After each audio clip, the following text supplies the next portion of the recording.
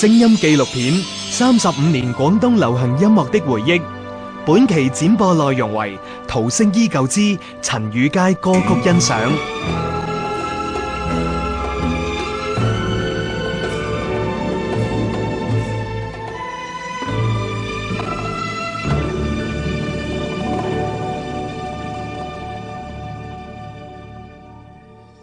陳雨佳亦都係廣東省第一個公開舉行個人演唱會嘅男歌手，佢獲得過大大細細無數嘅獎項，得到業界同歌迷嘅一致肯定同喜愛。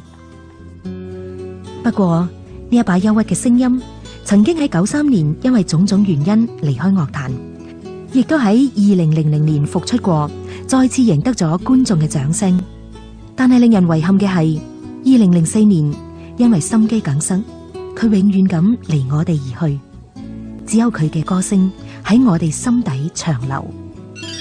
廣東流行音樂協會副主席劉志文，其實仲有一件事咧，我識咗個朋友，呢個朋友係點解會識佢咧？其實佢係響大連，喺瀋陽嘅，佢就係陳雨佳嘅歌迷，佢成日都想通過我去了解陳雨佳，並且咧佢係陳雨佳去瀋陽演出嘅咧，佢又一直都跟住陳雨佳，係一個而家講叫粉絲啊！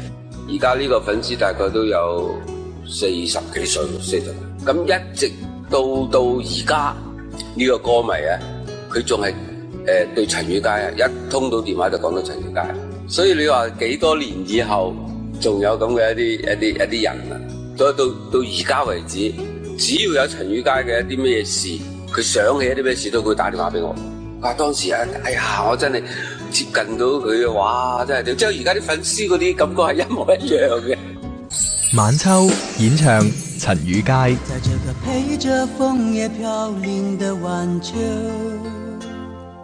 才知道你不是我一生的所有。驀然又回首，是堅強的笑容，多少往事飄灑在風中。怎麼說相愛卻又注定要分手？怎麼能讓我相信那是一場夢？情緣去難留，我抬頭望天空，想起你說愛我到永久。心中藏着多少愛和愁，想要再次握住你的手，溫暖你走後冷冷的清秋，像楓葉只是在夢中。